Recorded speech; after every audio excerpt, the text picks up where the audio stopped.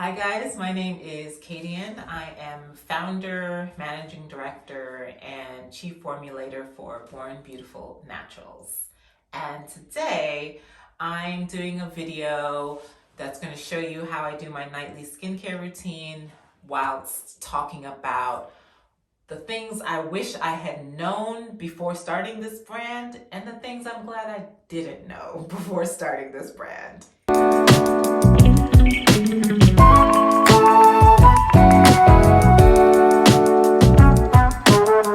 So before I show you the first product, what I'm going to do is take off my rings. Don't rub your face with jewelry on. And the first product I'm going to use is our Face Off Cleansing Face Wash. Now this is both a makeup remover and it's also a cleanser. On days where I don't wear makeup, sometimes I'll use this, or sometimes I'll use our face wash, our other face wash, which I'll show you. Into my hand. As you can see, I'm wearing makeup. Half of my lip is gone. This is one of those like super stay lip products. I'll be able to show you fully how this works. So I would say that one of the first things I wish I had known before starting a business is to be aware of all the regulations that I was going to be aware of. Back when Britain was still part of the EU, had to abide by EU regulations. I'm using my most gentle finger to go under my eye and get my lashes. You had to abide by all of their cosmetics regulations, which we still do because they're some of the best in the world and certainly better than what the FDA has for the US. No shade. I wish I had known that before I got into business and that there was a portal and all the registration. I learned that after I decided to launch a website. Speaking of which, I wish I wasn't so stubborn about just opening up a basic Shopify account.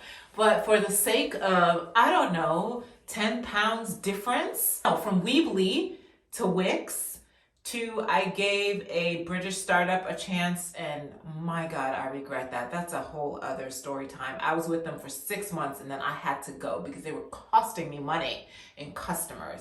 And then finally, on my fourth try, just this year, finally went to Shopify, and it's been a real blessing. Rub this lip out. So normally I will massage my face for about a minute or so, making sure to get all my pores. Make sure to get in here and getting underneath the chin and around here by the jaw. So the next thing I'm going to do is I'm going to get the water warm, and then I'm going to wet a flannel or a washcloth, as we say back where I'm from. And then I'm going to wipe all of this off before I do my second cleanse. So while the water is getting warm, I would say that I also wish that I knew how to price my products properly when I first started, because then I wouldn't have been underselling myself.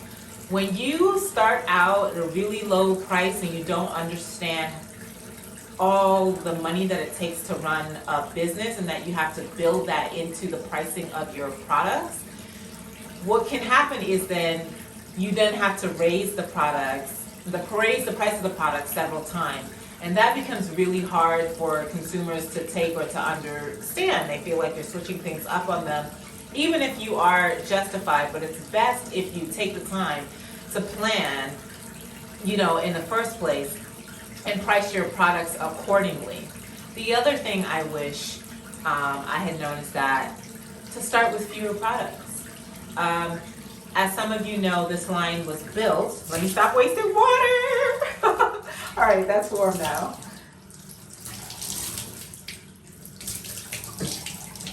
All right, so that's all wet. I just want to keep it damp.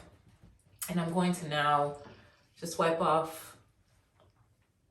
my face, and I'm going to show you all that's coming off. You can see the difference. I wish I had started with fewer products. A lot of you know that this line of products was built off of creating things for myself, the problems that I had with my hair and my skin, and then I started creating products that other women came to me to make. And so I just started with what I had based on what I knew worked.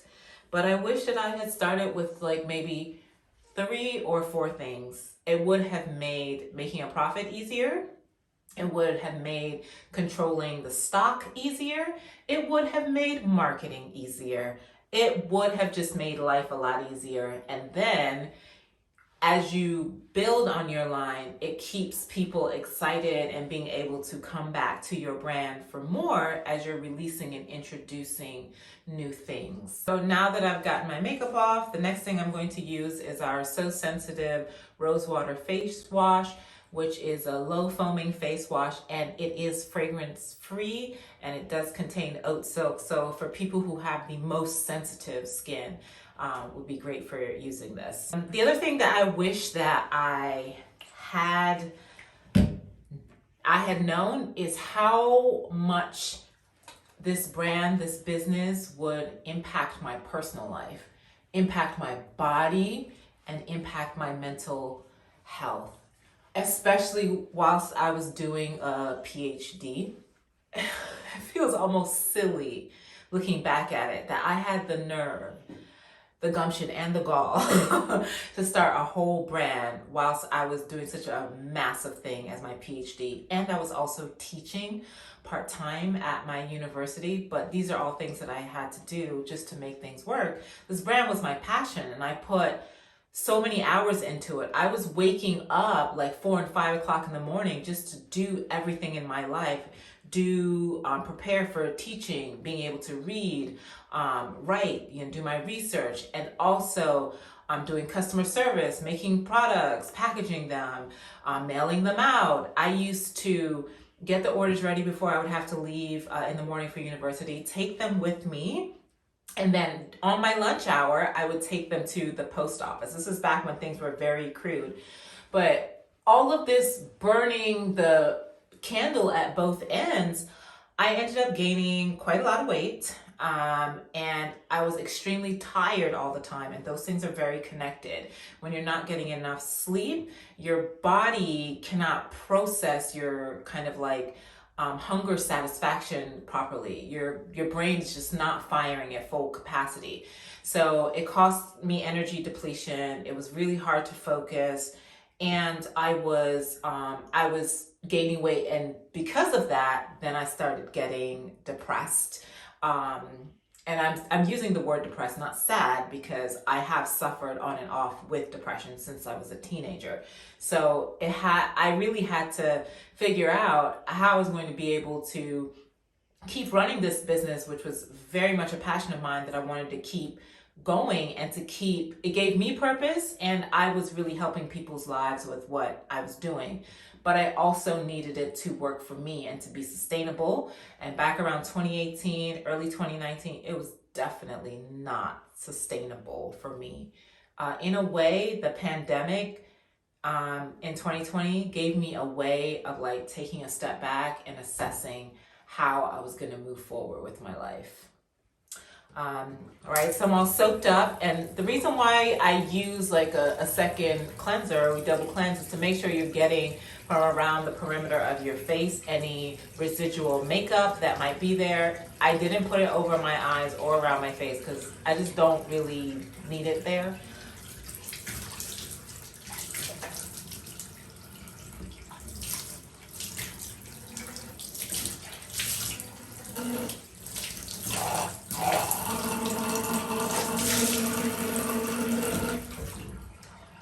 This is more soaking wet this time. And I'll be able to show you how much residual makeup there is or is not. So you can see that there's actually not much, unlike the first time we did it. Next, and I only do this once or twice a week, is I'm going to use our bentonite and goat's milk face mask. Don't be scared of goat's milk. Goat's milk is a really amazing natural source of lactic acid, which is produced by our bodies, but it has within it the amazing capacity to create smooth, less textured skin. So the last thing I want to say that I wish I had known before I started a business is that I wish I had taken like a basic business class so that I could learn how to properly write a business plan.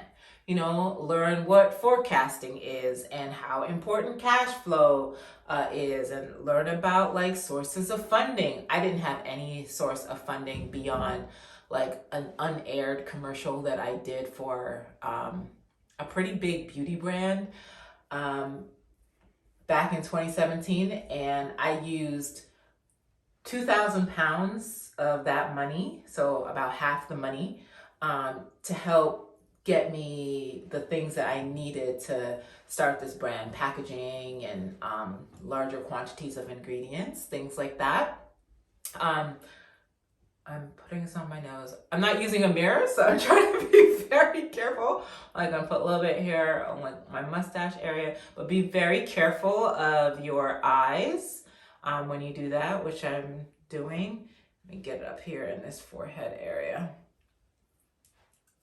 Yeah, so if I had had that, I would have had a better guide map instead of like relying intuitively on just figuring it out as I went along. And like you can make plans and it can change, which is fine. But if you have like an outline or a guide, it's so much easier. So now I've had to get people involved, hire people that are going to help me do that kind of stuff or teach me how to do that. But now I know what I'm talking about. Back then, I had no idea what any of the terms I just told you about like really meant. Now, here are the things that I am glad I didn't know, and for various reasons, and I'll tell you.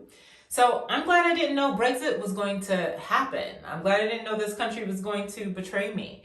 I moved from the US to the UK for a better life and the ability to actually be married and live within the same space as my wife, because prior to 2015, you couldn't do that in the US, and who knows what the hell is going to happen now. But I didn't know Brexit was going to happen and create this chaos for small businesses, and it has impacted me in terms of being able to get materials, costing more, and also with trying to trade and get more retailers to carry our products in the EU. Now that they have to pay additional fees and custom imports, it's just more expensive, and the prospect is much harder. So I think if I had known that, I don't know if I would have bothered. So you're gonna let this mask dry for about 10 to 15 minutes. Another thing that I'm glad I didn't know is about how I was gonna have to work, how much I would have to work through jealousy and issues around competition. To be honest, when I first started this brand, I wasn't thinking about competition as much. I thought about it before I decided to start the brand. The fact that I thought, well, it's a crowded arena, and I didn't know how much more crowded it would get just in Britain, because not as many brands existed back then when I started in 2017. But when I started, I decided just to focus on what I was doing, and for a very long, which is a good way of looking at your life in general, is to focus on what you're doing and not what other people are doing. But because in business, you have to be aware of what your competitors are doing. And when you see people succeeding or they're doing things that you would like for yourself or you think that you deserve as well, sometimes people get jealous because what they want is to have those things, and they're frustrated that it's not happening for them. And that's what it was for me. I didn't wish anybody ill will or didn't think that they didn't deserve their success and what they were getting, but it just made me be hard on myself, like, why aren't these things happening for you? It's because of X, Y, and Z. And yeah, I had more barriers than some of my competitors then. I started with too many products, so it was harder to turn a profit. I didn't have a manufacturer and a third-party shipping place to start. So there were a lot of structural things that I needed to put in place to be able to upgrade or scale my brand the way, you know, some others already did. All right, now I've taken off the face mask. My skin is still a little bit damp from that. And my next step after that is going to be putting on a moisturizer, and I'm going to add a vitamin C powder to it. Our So Sensitive Rose Water facial moisturizer. This also is fragrance free. Most of our skincare for the face is fragrance free because we do make products for sensitive skin, and even essential oils can bother people with even the most sensitive skin. So we don't want the skin to be aggravated. We want to keep things calm and smooth. So that's why we make most of our skincare fragrance free. So a lot of times, this is a vitamin C powder that I used from The Ordinary, but any would do. And I am going to take out just a little bit like that, and I'm going to put it, mix it right into my moisturizer. Like that. Can you see that? I mix it right in. This is the easiest way that I found, rather than trying to, obviously you don't want to do it with your face wash, so this is the best way. It's very hard to put a powder on your skin by itself, so that's my recommendation. A lot of times in movies, in popular culture, they make business owners, brand owners out to be real assholes, and a lot of times they're extroverted as well. They're in every place, they're partying, sometimes they're alcoholic. I mean, I like a drink or two.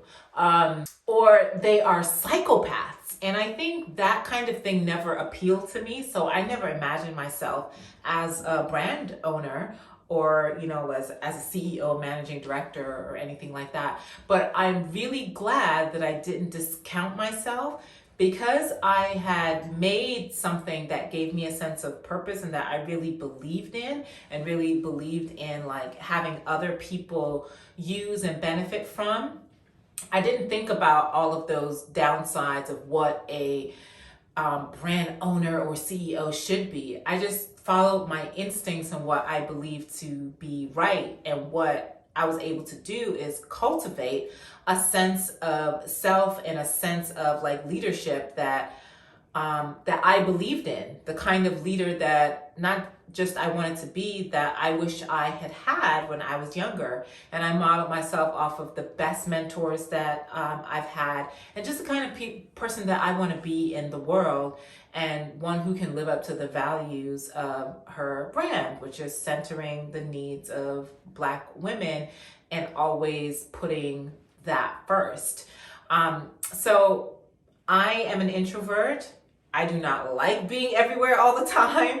I'm very, very strategic about events and things that I go to, but I also love intimate conversations, and I'm really great at having people feel listened to and being trusted and listening and reflecting back what people are saying. So I'm very proud of myself for being able to channel the things that are strong about me or unique about me into the kind of leader that I want to be.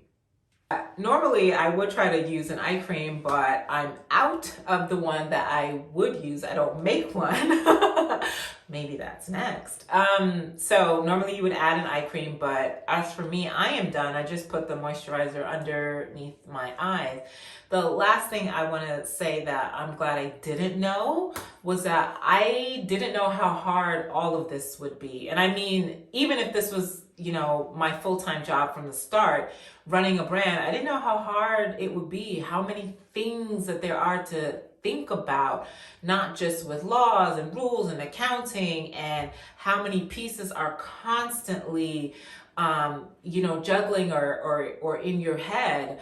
I'm glad I didn't know that, because it is very intimidating if you're not the kind of person who thrives off of that or is turned on by all of those things going on all the time. I don't like chaos. I like calm, and I need for things to be ordered and for my brain to be calm in order to function, properly.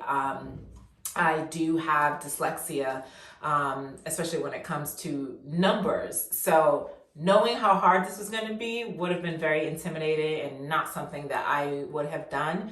So I guess I don't want to say lesson, but the thing that I've taken away from all of the things I didn't know and wish I had known, and all of the things I'm glad I didn't know, is that no matter what kind of person you believe yourself to be, I think if there's something that you believe in strongly, you want to follow that to the fullest extent that you can.